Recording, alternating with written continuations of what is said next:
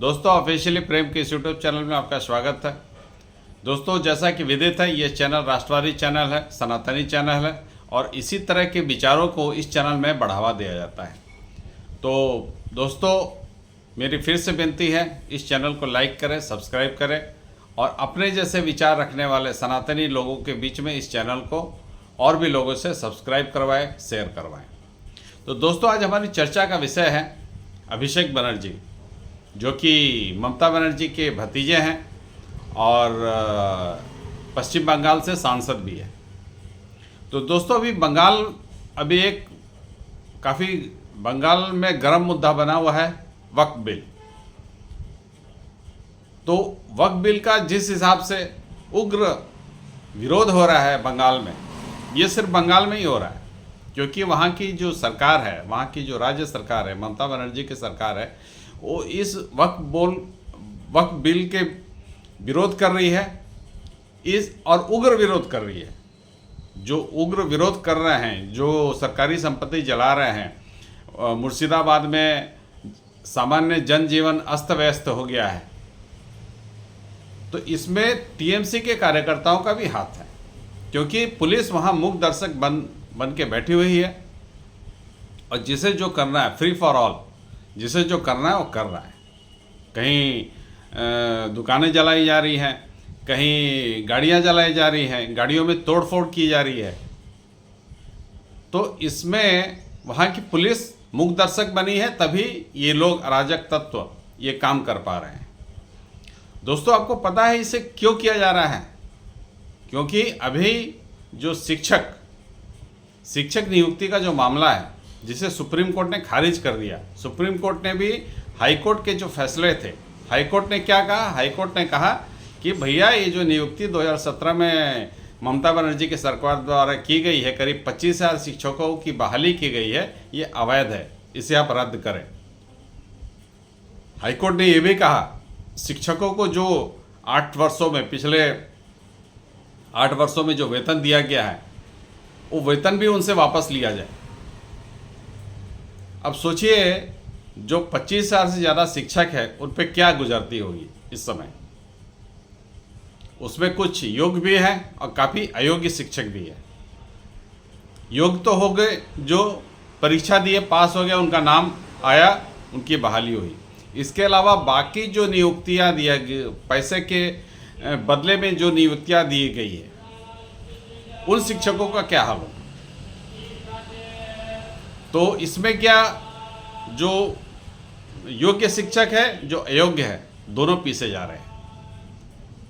25,000 शिक्षक हो गए और उनके एक फैमिली में अगर 4 या 5 जन हैं तो इंटू 5 कर लीजिए, तो 1,25,000 लोग अभी वहाँ पे पीछे जा रहे हैं।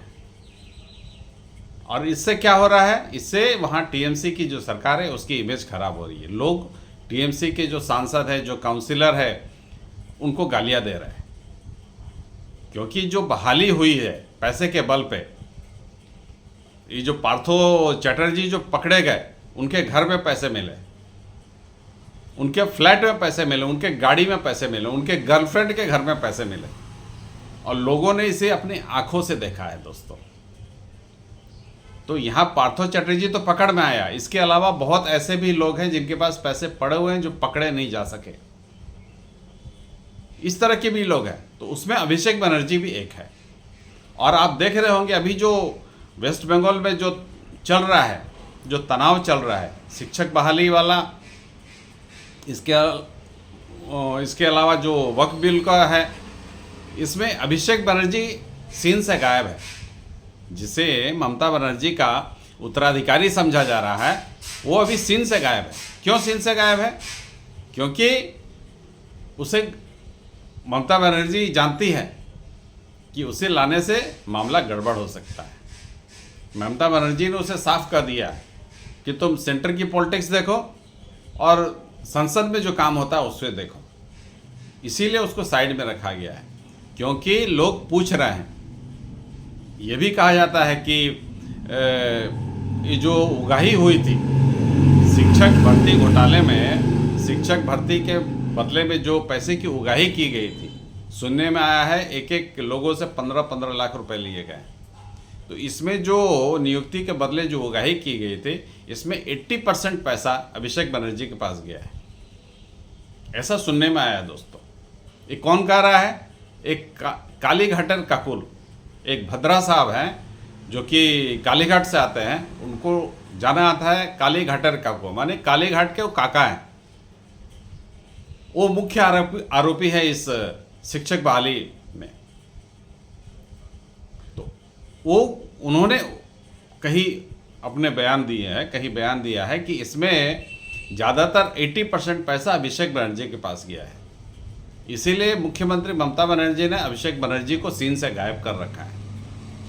और लोगों का जो विरोध है इस बारे में भी है। अभी जो मीटिंग ममता बनर्जी ने नेताजी इंडोर स्टेडियम में मीटिंग किया था, जहाँ पे वो 25,000 शिक्षकों को उन्होंने बुलवाया था, उसके साथ मीटिंग किया, वहाँ अभिषेक बनर्जी को सामने उन्होंने नहीं रखा, अभिषेक बनर्जी को बचा के रखा। क्यों? अभिषेक बनर्जी को सामने रखना था, सामने बिठाना था उसको भी, ताकि वो भी तो समझे कि लोगों का दर्द क्या है। हालांकि ममता बनर्जी कह रही कि आमी सुप्रीम कोर्टे ऑर्डरटा मानबो ना, हमें सुप्रीम कोर्टे ऑर्डरटा मानबो ना, और शिक्षकों को सांत्वना दे रही है कि हम आपकी नौकरी नहीं जाने देंगे। लेकिन कैसे नहीं मानेगी ये भी देखने का विषय। आने वाले दिन ममता बनर्जी के लिए राजनीति में किस करवट बैठते हैं वो देखने वाला रुचिकर विषय रहेगा दोस्तों। फुल एंटरटेनमेंट, ममता बनर्जी ने बंगाल को फुल एंटरटेनमेंट का एक बना दिया है, स्टेज बना के दे दिया लोगों को। एक जगह वक्फ बिल का विरोध हो रहा है, एक जगह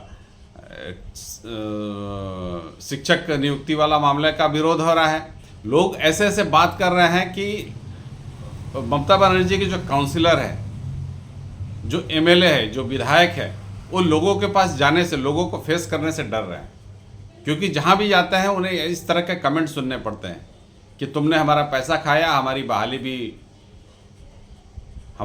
भी ख़त्म होने वाली है अब। तो इस तरह के तो विरोध सुनने पड़ेंगे उनको। और इससे काफ़ी टीएमसी, ममता बनर्जी भी डरी हुई है कि लोग ये अभी जो शिक्षक नियुक्ति का जो क्राइसिस चल रहा है, ये उसके लाइफ टाइम में दूसरा इस तरह का एपिसोड आया। पहला एपिसोड जो आरजीकर मेडिकल कॉलेज का जो रेप केस आया था, दूसरा अभी ये शिक्षक बहाली वाला मामला आ गया। तो ममता बनर्जी अभी अपने दूसरे बड़े क्राइसिस से गुजर रही है, इसीलिए उसने अभिषेक बनर्जी को इससे दूर रखा है। जो नेताजी इंडोर स्टेडियम उन्होंने जब शिक्षकों की जो सभा की थी, उसमें अभिषेक बनर्जी को बुलाती और सामने बैठाती, लेकिन उसका डर था कहीं अभिषेक बनर्जी की हैकलिंग ना हो जाए वहाँ पे। कानो कान ये बात पूरे बंगाल में फैली हुई है कि जो शिक्षक नियुक्ति पैसे के बदले में दी गई है, उसमें 80% पैसा अभिषेक बनर्जी को गया है। ये कालीघाट के काकू कहते हैं, ये मैं नहीं कह रहा दोस्तों, कालीघाट के काकू एक भद्रा साहब हैं, वो कह रहे हैं कि 80% पैसा अभिषेक बनर्जी को गया है। इसीलिए ममता बनर्जी ने अभिषेक बनर्जी को अभी पिक्चर से दूर रखा है। नहीं तो आपने पिछले दिनों अभिषेक बनर्जी के बयान सुने होंगे, अभी बापेर छेले, एक बापेर छेले, इस तरह के बयान देते हैं वो। तो खैर, ममता बनर्जी ने अभिषेक बनर्जी को साइड रखा है अभी, और शिक्षक नियुक्ति वाला मामला दबा रहे, लोग उस पर ना बोले, इसलिए वो मुर्शिदाबाद, जहाँ पे मुस्लिम की संख्या ज़्यादा है, 30% 40% जहाँ पे जिस इलाके में है, वहाँ पे वो दंगे करवा रही है। स्टेट स्पॉन्सर्ड दंगा हो रहा है वहाँ पे, स्टेट स्पॉन्सर्ड अराजकता किया जा रहा है। नहीं तो कोई भी एसपी, कोई भी डीएम ये नहीं चाहता कि उसके राज्य में इस तरह की अराजकता वाली स्थिति पैदा हो। लेकिन चूंकि ममता बनर्जी को पॉलिटिक्स करनी है, इसीलिए वो इस तरह के लोगों को का साथ दे रही है कि भैया दंगा करो, बाकी हम देख लेंगे। सिर्फ वो शिक्षक नियुक्ति वाले मामले को साइड करने के लिए इस तरह के दंगे करवा रही है कि ये मामला गर्म बना रहा है, लोग इसे आस्ते आस्ते भूल जाएंगे। तो खैर, ये सुप्रीम कोर्ट को देखना है कि वो किस तरह इस ममता बनर्जी के इस तानाशाही जो रवैया है इसको टैकल करता है। मोदी जी ने तो मान लिया है कि अगले इलेक्शन में ही जो करना है करेंगे। अगर इलेक्शन में जीत के आएंगे तो बंगाल को फॉर्मेट करना पड़ेगा उनको। अगर इलेक्शन नहीं जीतते हैं तो बंगाल के लोग जाने, बंगाल के भद्र मानुष जाने उन्हें क्या करना है। इलेक्शन जीत गए तो बंगाल को एक सही दिशा मिल जाएगा। इलेक्शन हार जाते हैं तो अगर टीएमसी फिर से आती है तो बंगाल अपने पुराने ढर्रे पे ही रहेगा, अराजकता की ओर रहेगा, और इंडस्ट्री तो वहाँ लग नहीं रहे हैं, लोग भागने को मजबूर हो रहे हैं। आने वाले दिनों में ये देखना दिलचस्प रहेगा कि बंगाल में ऊँट किस करोड़ बैठता है। तो फिलहाल दोस्तों इतना ही। उम्मीद करता हूँ ये एनालिसिस आपको पसंद आया होगा, और मेरी फिर से आपसे विनती है कि इस वीडियो को लाइक करें, सब्सक्राइब करें और साझा भी करें दोस्तों। जय श्री राम दोस्तों।